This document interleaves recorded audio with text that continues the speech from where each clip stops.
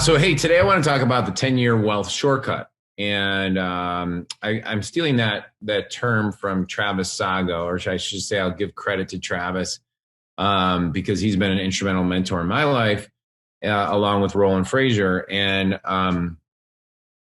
I want to tell you about there's like a slower way to accumulate cash flow and accumulate net worth, and there's a faster way. Now, admittedly, I want to give you a little background, and then I want to kind of talk to you about practical application of what I'm talking about. Because in my life, when I look at the consulting for equity model or services for equity, where we stick consulting on the front side, or problem solving for equity, where we stick consulting on the front side. So you see the pattern there, right? I, for some reason, I got this in my head, and I've done consulting for the last 20 years on and off. And let me back up. So everybody knows there's like three ways to really, or four ways to really get leverage, right? Other people's time, other people's money, and other people's assets. And that's one of the things we're going to talk about today, because that's going to be a massive one. So let's talk about other people's time, right? So you have time leverage, people working for you, reps on the field selling for you. My buddy Perry Belcher runs a VA. One of his companies is a VA, virtual assistant business, so he's got staffing that is highly leveraged for companies. So he makes a small amount over a large part of people, good margin there. Other people's money. And that's where you might look at like raising money for a business, raising money, or using the bank's money for real estate, to use a few examples. Maybe you're a fund manager and you're making a percentage of investing other people's money. So these are all relevant things, but they're all forms of leverage. Like, how do you if I get $1 million of somebody else's money and I'm able to put it somewhere, and I get a percentage of that other person's money is working for me. You get the concept. It's just leverage, right? And other people's assets, again, like I never really thought about utilizing other people's already functioning high valued business to build my own wealth. I just never thought of it that way. So for me, I'm going to give you a little background. I'm going to explain why my story prevented me from seeing that as a viable option. And some of the belief systems that I was holding on to was actually sabotaging my ability to think things should be easier, think things should flow nicer, that value is not created by my time and effort, but by my ability to leverage. Now, I fell in love with direct response marketing because of the leverage. Now I'll get to that in a second as well. But I always felt like that I had to have a massive amount of input into that leverage in order to justify my output, which is financial gain. And so it's something that really, I'm 46 now. It's taken me a long time to figure this out. And I just want to encourage everybody in this group, especially with the consulting for equity. So this video is being designed specifically for people that have raised their hand to learn more about consulting for equity. You either jumped on the webinar for consulting for equity with myself, Roland, Deanna Rogers, and Adam Lyons, and you're in the Facebook group, or you're watching this on YouTube, or you're listening to this on a podcast. So I'll multi-purpose this video. So for some people that are new to this, or they're listening on a podcast, like, what is that talking about? So Roland Frasier and I have a program that he designed. It was his child, called Consulting for Equity. And it was based on his stopping to give free advice every time someone asked for it, when he'd be at seminars and masterminds predominantly. People always wanted to pick his brain, or they wanted to utilize God minutes. And for some of you, just bear with me for like 30 seconds to kind of give the backstory, because it's relevant. If you've heard it before, is Roland is he's one of the most genuine guys I know. Someone asked me yesterday, how long have you known Roland? I've known him literally for, I think, 12 or 13 years. I was there at the beginning of War Room, which was Perry Belcher and Ryan Dice's mastermind, which was at the beginning of Digital Marketer, which is now, they used to run Traffic and Conversion Summit. And when I was around, this is back in the day, there'd be like 12 to 14 people. It'd be like me, Vinny Fisher, Jeff Usner, a few other troublemakers, Ken Clothier. Kent's great. He's not a troublemaker. Trust me. He's not one of the troublemakers. Ryan, Perry Belcher, and it was a small knit group, but Roland was always like considered the smartest guy in the room. Like he always won every Wicked Smart contest, and Jeff Usner always did too, and Vinny Fisher. And then there's a few guys that were just quieter. Mark Jenny was in the group, and he sold his company for I think over $50-60 million, and he's one of the smartest guys I've ever met too. So I'm feeling really inadequate, as you could imagine, sharing these stories now, realizing how smart all my friends were. Why was I sharing that backstory? so back then, so that's how long I've known Roland, right? And so a lot of this stuff, Roland always had a unique perspective because of his legal background, but also with a direct response background because he was in direct mail. He was worked on behind the scenes of infomercials, and so we were always friendly, and he always was very supportive of everything I was doing. And so I'm kind of digressing, but this all came out of, like when Roland partnered with Perry Belcher, Ryan Deiss, and with Digital Marketer and Traffic and Conversion Summit. For many of you, you probably don't realize, like, Traffic and Conversion Summit was like 80 people, 70 to 90 people maybe. And it wasn't as this big conglomerate that it is now, where they have 3,000, 3,500 people, hundreds of sponsors, multiple education pathways. And I think Ryan would agree with me on this, and Perry. Like, Roland came at a great time. He had a different perspective on, like, hey, look at, why are you guys using ticket sales to fund the event? Let's go get sponsors. Now that was a form of other people's money, other people's desired outcomes, like sponsors. Like, go find out all the people that want access to this tribe that you have, which is your asset, and then go get them to fund the event. And if you can flip it to where, I think the first year they had about 100,000 in sponsorships, like before Roland got there, and then the next year it was over 7 figures. And every year since then, it's grown into this massive thing that they ended up exiting, and I think a few years ago, and they still have controlling. Roland maintained control over his intellectual property with Ryan and Perry of War Room. They still have vested interest in our things, and I'll let him tell more of the in-depth on the details on that. But it's a classic example of, hey, we need help.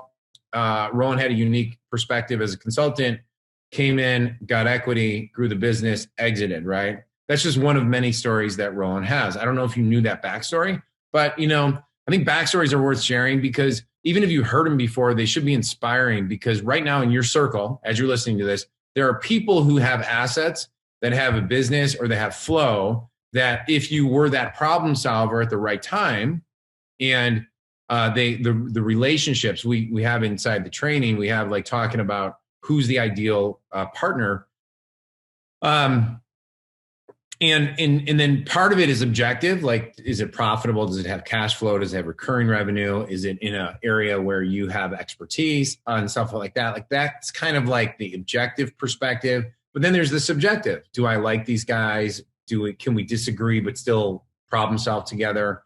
There's a lot of subjective. Subjective is very, very important. Is my gut telling me what's right? Did I have a couple mentors look at this deal? This is a huge one, by the way. And I've made more mistakes. I'll share some mistakes. I don't know if I'll get to all of them today, because I think you need like 8 hours to listen to all my mistakes. Did I have a mentor review or look over my shoulder at the deal in order to just give me the nod, like, yeah, you're thinking accurately, or ask this question, okay? So even on my own partnerships and stuff, I definitely have Roland look over my shoulder. I definitely reach out to Vinny Fisher to look at for me. There is no question that the third party mentor to look over your shoulder it allows you to move forward faster with confidence, and allows you to fix your blind spots and remove the emotional biases that you're bringing into the deal. Very, very important on all those factors. Okay. It's not why I'm shooting this video though. I go off on tangents. That's why I have my coffee. And it's perfect. So anyhow, Roland grew this up, and War Room is now a mastermind that has, I think, over 100 people in it. You have Scalable, you have the Epic live events. And at these events, you know, as many of you have probably found, Roland Frasier is one of everyone's favorites on stage. And when you grow to that size of a event where you have 3,000 people, there's a lot of things going on. One is you have a lot of demands being on you just purely because your objective is to make sure that everybody who's there is having a great experience. Ryan Dice, Richard, I mean, the whole team at Digital Marketer, Deanna and her team are just phenomenal at constant. I mean, those guys are hustling the whole time. So you have those demands on you. You have your speaker demands on you. You have people like Martha Stewart, Lamonis, all these people coming in. So these are like the demands being put on Roland's brain, all in those time frames. And then you layer on the other side is like, hey, I'm sitting here having a cup of coffee, or which I don't think he even drinks coffee, but I do. But like I'm in these spots and people are coming to ask you like, hey, do you got a minute? Or can I pick your brain on something? And your natural inclination, especially many of you, I've met so many of you. And I think one of the things that I think Roland and DM has done an amazing job is attract really amazing people. You know, like at the Epic event that Adam, myself, Roland were presenting all day on, the attendees were just such lovely people, and just everyone was positive and supportive and hustling and doing great things. And so the one obvious solution, the one obvious knee-jerk response is, yeah, I'd love to help you. And what happens though is that, and this is worth writing down, free advice is the easiest advice to not act upon. It's just the easiest advice to not act upon, because, and everyone knows that. And especially this is worth writing down too, guys. Like, so I have a client that I've partnered with on RevShare on the back end of his lead generation business. And it's in the survival tactical space. And I help get him leads through a third-party relationship. Again, other people's assets, moving assets to asset value creation. And now we're talking about adding more continuity on the back end of his business. And the most likely people to jump into the next membership are people who've already said yes to the first membership. It's kind of counterintuitive. It's like the most likely person to call up their plumber next year is somebody who used a plumber a year ago. You know, I'm making this stuff up. But it's like people that naturally, like if you're in the lawn care business, I'm looking out of my backyard right now, and we didn't get our leaves picked up at the end. We got to get it done now. But the easiest person to sell lawn care to is somebody that every single year they re-up and they like having someone else do their lawn. Somebody who, like my wife, fired all of our lawn care services because she wanted our kids to do it. If they talk to me, 100%, we are getting them back on schedule. If they talk to my wife's like, no, my kids are going to learn how to do this. You know, I have 7 of them. They should do it. And so I'm looking out. I see piles of leaves. The kids didn't do it yet. This is, parenting 101. It's 10 o'clock. And so anyhow, so the key point there is like a buyer's a buyer, and you go after the buyers, right? So anyhow, I don't even know what I was talking about right there. So I kind of digress. Okay, so if you get free advice and they're least to act upon it, but somebody who exchanges money for your expertise and time. And this is where the mindset part that you got to lock into. Yesterday on the training that we posted into the Consulting for Equity module on the 15-day sprint as a bonus to get your first client, Consulting for Equity client, I talked about Robert Ringer. I showed the book Winning Through Intimidation. Ringer, that book was written in 70, 71, 72. But he talked about how that, the biggest mindset that everybody has in deals and in selling and in business is you're looking around for permission. Okay. You're just looking around for permission. You're looking for somebody to say, yeah, you can charge that amount for your consulting day. You're looking for somebody to give you permission that you are that your intellectual capital, your wisdom experience is now at a place where you are credentialized, you have the authority. These are all terms that are like indoctrinated in us, by the way, from traditional schooling, where we get degrees, where we get certifications, and we think in those terms. Listen, you want to be able to get the result and create value for a client. That is the assumption going into this. But here's the deal. Your background and the certifications that you got to be able to, there's no correlation between certifications or, accumulated wisdom and your ability to get them a result. Because here's the distinction. If you think outside the box a little bit, your ability to borrow wisdom. So for example, if you're like, if you found a client tomorrow that you were going to help, they need help with generating clients, and they were in the health space, financial space, tactical space. I've even helped dentists. But if you were like any of those clients and you were like, yeah, I can help you, and here's my fee. It's $7,500 for a half day of consulting. And we're going to show you a whole roadmap on exactly where to start, how to get leads, blah, blah, blah. But you don't have that experience, right?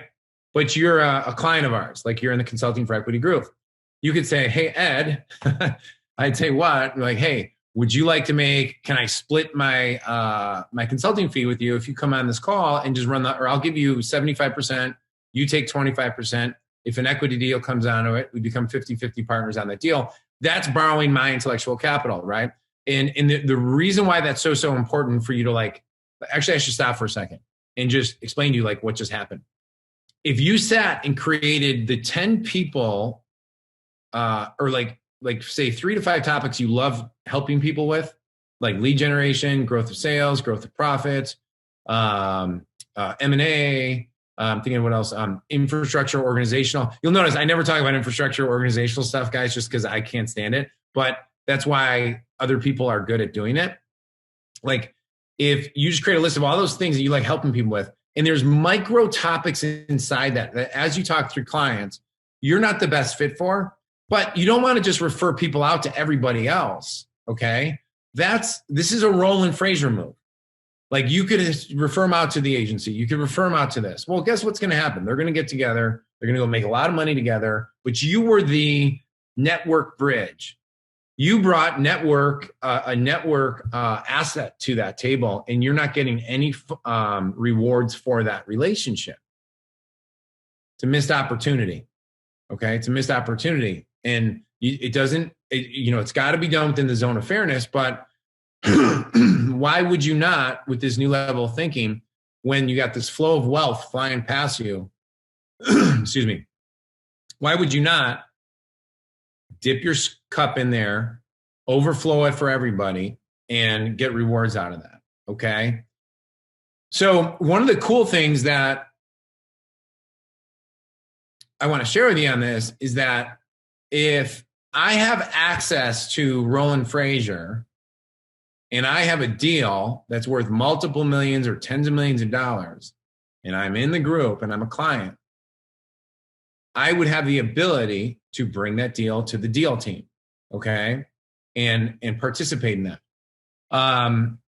That's on a bigger level, right? So that's where your brain can really think, right?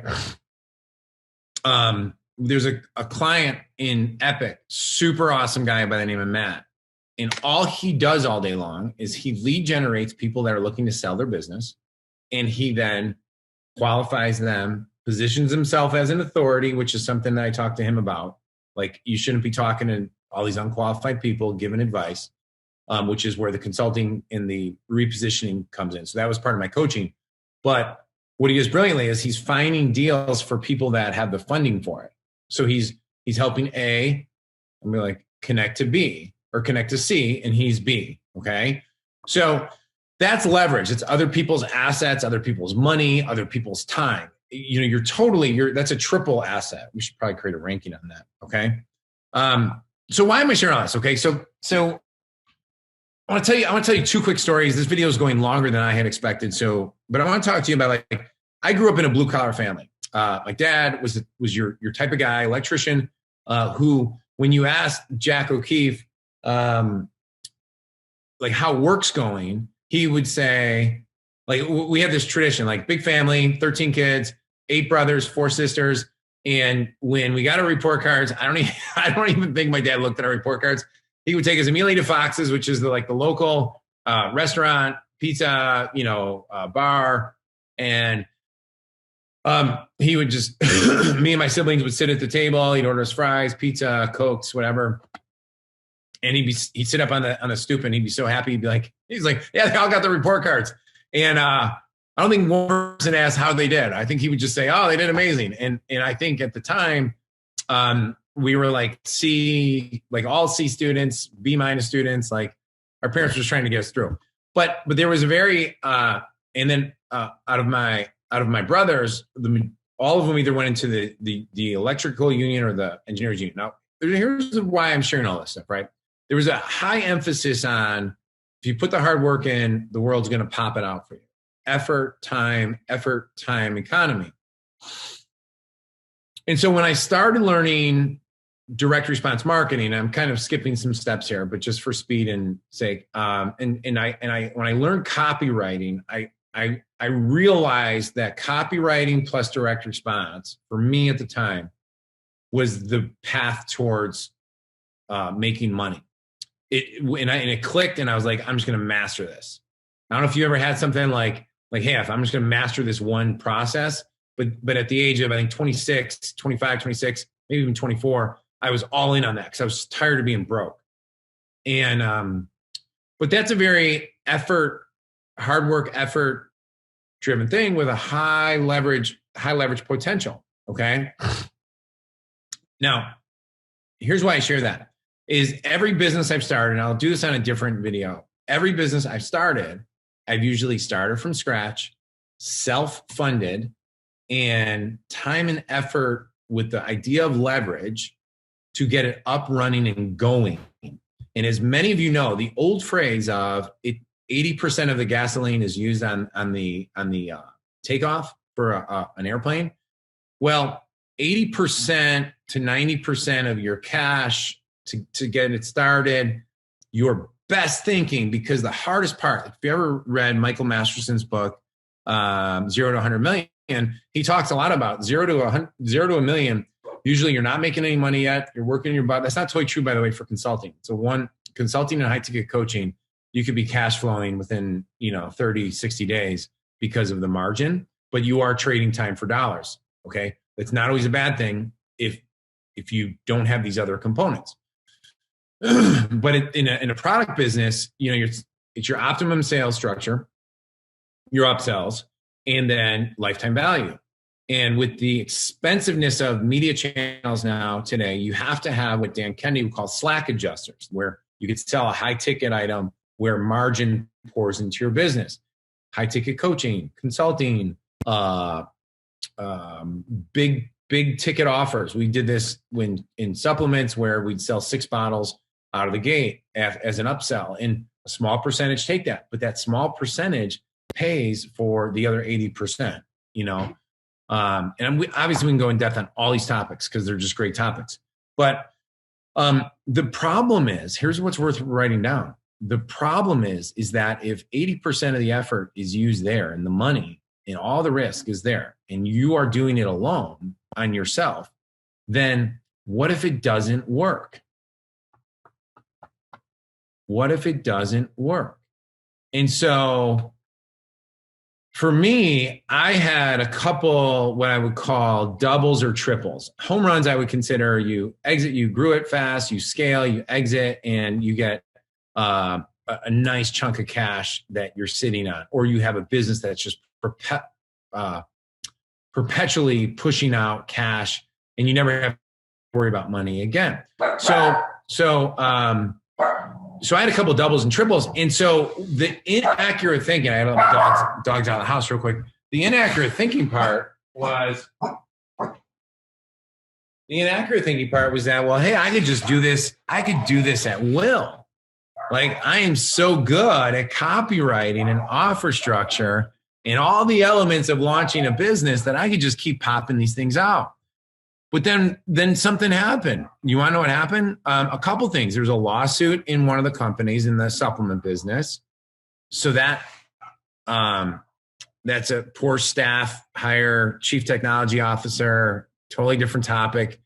But then and I learned so much, by the way, you should always have mentors, your highest level employees that you bring on. If you're going to abdicate and give them massive responsibilities, you definitely need to bring in outside mentors to help interview them. Because in this chief technology officer, if I would have had one or two of my buddies, like if I would have had Vinny Fisher just interview the guy before agreeing to bring him on and give him so much responsibility, that business would have never had a tech like blow up. It blew up on me.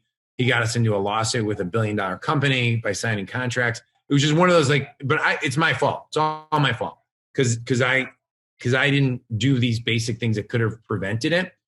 And then when I launched another company, which is a food company, I made mistakes there as well on the launch. So here's the point. The launch side is the most risky, hardest part. Okay, why do I share all that? Because the good news is that this is what led me, even with a few successes there, I had this epiphany where I was like, I'm doing something wrong. Like, why am I always the one taking all the risk, putting all the effort, my unique insight into something?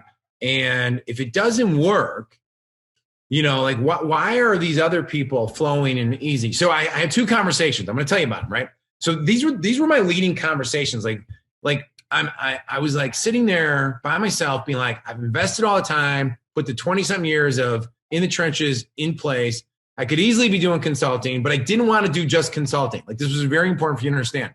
I like being on the upside of things. I'm an entrepreneur at heart, probably like you, where you want to be, hey, because there's nothing worse than like when you come in, you get paid 10 grand and you open up a multi-million-dollar profit center inside a company, and 2 months go by, they paid you 10 grand for a few months of consulting, and you're like, man, I could have done this differently, because they didn't see any of these opportunities.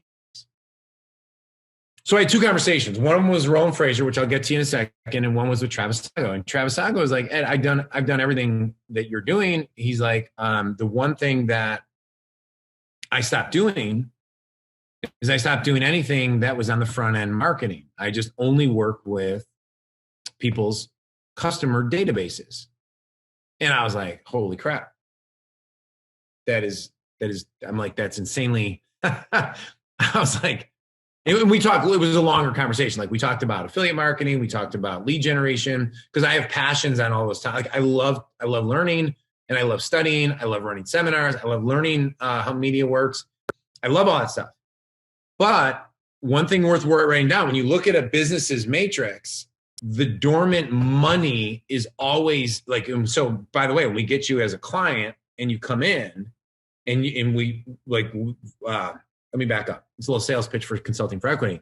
So one of the key like little magic tricks when you are with a client is they're always going to want to talk about the new shiny idea, because their staff gets stressed out when they talk. Everyone gets stressed out. They always want to talk about the new shiny idea. But if somebody's already generated customers and they got a past database of customers, I don't have my thing charged in. So then they're the fastest, easiest path to driving net revenue and net margin to their business is always by getting them to do a campaign to their, or that's what we do by the way, that's what we do. Like one of my businesses is we take low ticket buyers, sell them high ticket packages. And we have a unique process that nobody does. And Travis Sago is a guy who helped me with this process. And it just works. It works. You're experiencing some of it, by the way. But the thing is nobody wants to look at their existing customers. And we generated 80 extra leads yesterday from a list of people that most people would look at and say they're not interested anymore. Well, no, they're raising their hand. Could be another 6 figures in the next week just from that list. With my other buddy, we're identifying by identifying 2-time buyers. So they bought this, they bought the next thing, boom, they should get a trigger to another offer. We can add a whole nother profit center by identifying that, because he's not doing it yet. This is in the tactical business. Like, oh, everyone thinks linearly, guys, just so you know, everyone thinks linear, like A through Z. When an offer matrix should be behaviorally communicated with. When people, this is worth writing down. This will pay for everything you ever do with me. When people are in heat, there's a window, whether it's 3 days, 7, 15, 30 days, that they should get as many offers. If they start buying, they buy again. Boom, you should send them the best offer, highest profit offer, and just keep going because they're in heat. You know, golfers, when they start thinking that they got to improve their game by buying equipment, you should be selling them everything you could possibly sell them. So that was Travis kind of opened me up to it. And I was like, well, this is too easy. Like, we're just going to we're going to do direct mail to existing customers and we're going to sell them stuff. And that's what we do. And that's one of the reasons why Roland and I are working together, because I did that for him with one of their programs. And we started talking and he's like, do you think this would work for this and that? And I was like, yeah, let me just drive it out. And so I just do it for you, you know? That's number one. Number two. Oh, and then with Roland. So we started talking, and Roland and I have been friends for a long time. So then Roland starts telling me, he's like, Ed, I got to tell you about what I've been doing, this consulting thing. It's fun.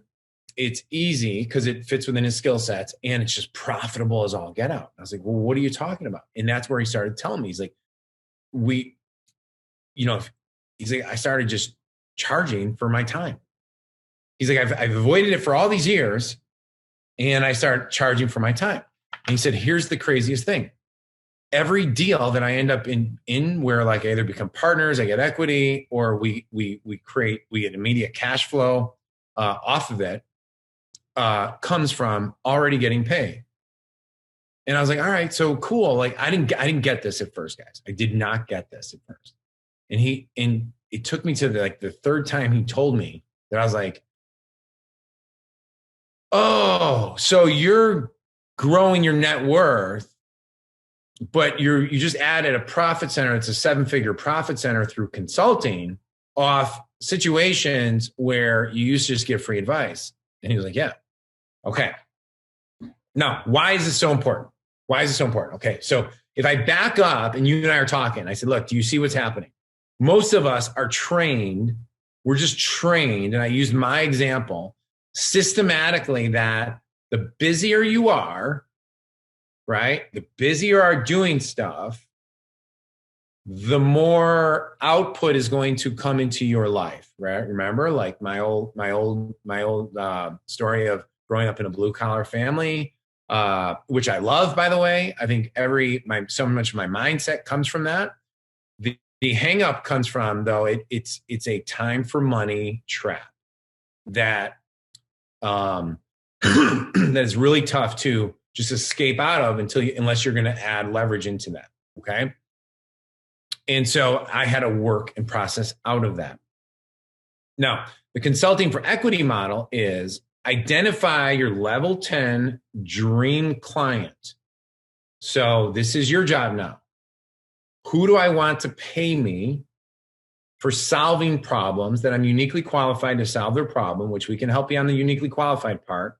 But I have a feeling if you're watching this, there's already things that you're drawn to. Like if you love copywriting, great. But what if you had a fee, whether it's $2,000, $5,000 upfront, to do a proper recommended action plan based on your consulting, okay? Instead of just giving away free stuff and doing stuff for free, okay? Get paid $5,000, get paid $10,000, then get paid more for writing the copy, then get paid royalties on the back end. And then you also structure it to be like, well, here's the deal. Do you want me to own this side for you? They're like, yeah, okay, cool. This is what that would look like then. And there's the royalties and equity. So you're getting paid immediately, you get paid ongoingly, and then you get paid infinity, right? As the business grows. So it's a reframe, okay? It's a total reframe on how you look at where you inject yourself. But let me explain this.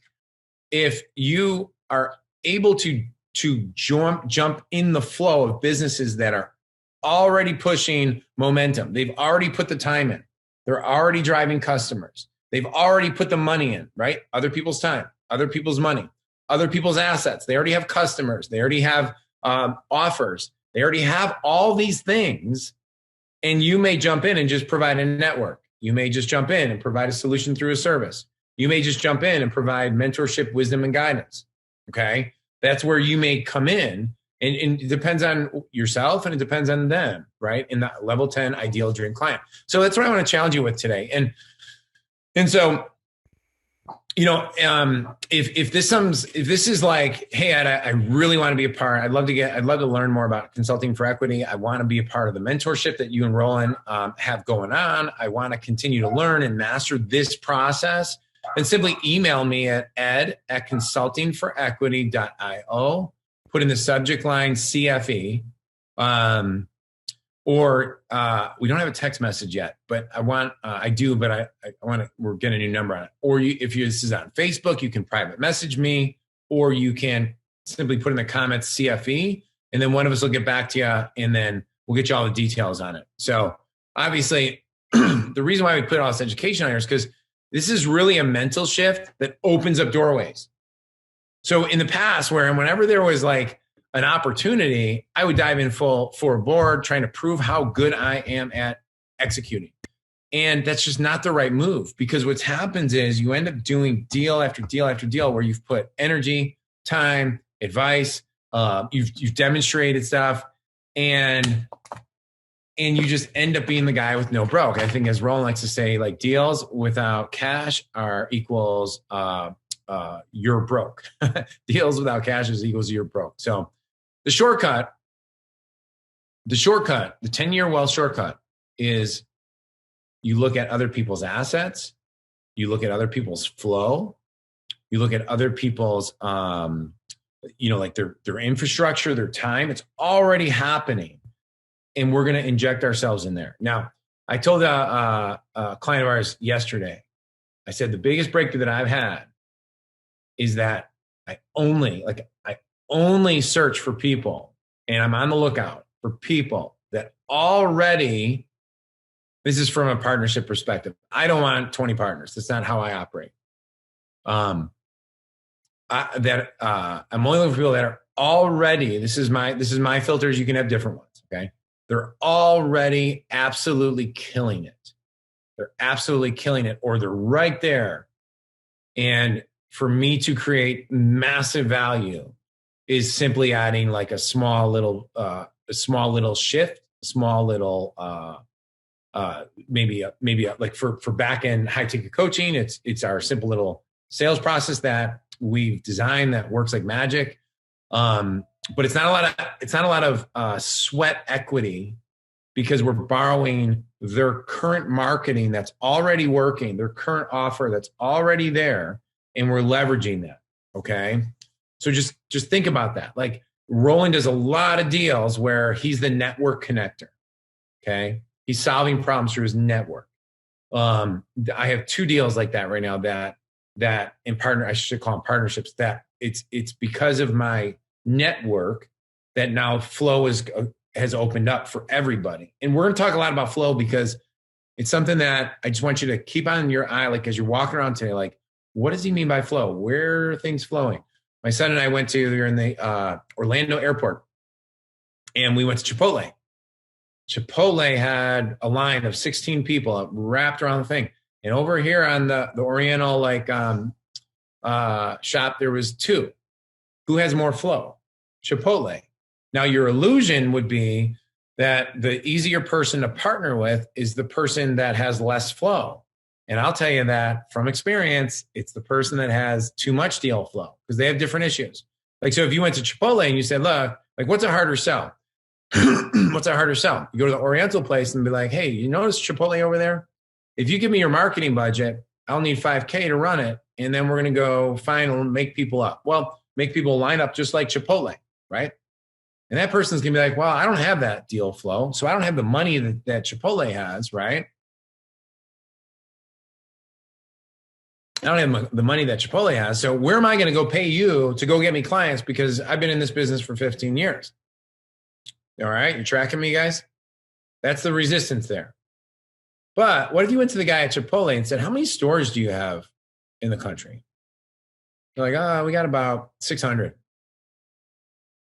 would you be open to the idea of me showing you how to get 2 to 3 times the amount of people through your line without sacrificing any quality, creating a better experience, and doubling your profit without spending an extra dollar on advertising or anything else like that? And so instead of having 16 people lined up waiting 15 minutes, we're putting 45 people through in the same amount of time, but nobody's sitting here waiting. Because look at all these people going to all these other things. I could do that. Don't pay me anything. Here's what I want. I mean, I just took away the consulting for equity model, but I can show you a little trick in less than an hour that would do that. And my team can implement it for you. If they'd be like, how do you do that? Now, you don't go into how do you do that right out of the way and be like, this is how we work. Okay, here's what we do is I need a few minutes. I need a little bit of time to understand exactly how you have things built. The way we do that is through a half-day consultation, or it could be 2-hour consultation. And then if we decide to work together, I'll show you exactly, on our green light, red light systems analyzer, exactly how much money we think we can get for you. And then I'll have a recommended action plan, exactly how you do it. Now, what you want to know is that there's a couple of ways that we get paid. Okay. It's either a ridiculously high fee, which I don't recommend because it puts risk on you, or you do the initial fast start. After that, we either come in and this is our structure. And then you can just negotiate the structure, right? It's a performance basis. Okay. And if it's the right fit, then you're like, hey, and then I think I can help you grow this and sell it. And so in order to do that, have that focus, time, and effort on it, here's what I'd like to propose. Or what would that be worth to you? What are you thinking on your end? Roland's a better negotiator and a better deal structure of mine. But hopefully today was about that's how you get leverage. Better clients, higher, that already have money. They pay you more. So you're more excited. You could focus on less people. You can enter their flow, which means recurring revenue right out of the gate, predictable income right out of the gate, and then long-term opportunities. Now, a couple of things is not every client is somebody that you want to have a long-term opportunity with. Okay. So we're going to walk you through exactly what deals you want to do, what deals you don't want to do. You want to have ways to test things out so that you're not making all these promises. Great ideas are great ideas. But if something is not, I was working with a client where they said they had 16,000 customers. I sent out 2 emails. We had 8 leads. We had 8 leads out of 16,000 customers. They told me a couple of things. They had a poor relationship with their customer base. The customer base, whatever they sold them the first time didn't perform well, And so that's something that I don't want equity in that company. I turned down on paper what looked like a phenomenal deal, but in practicality, it was a horrible deal.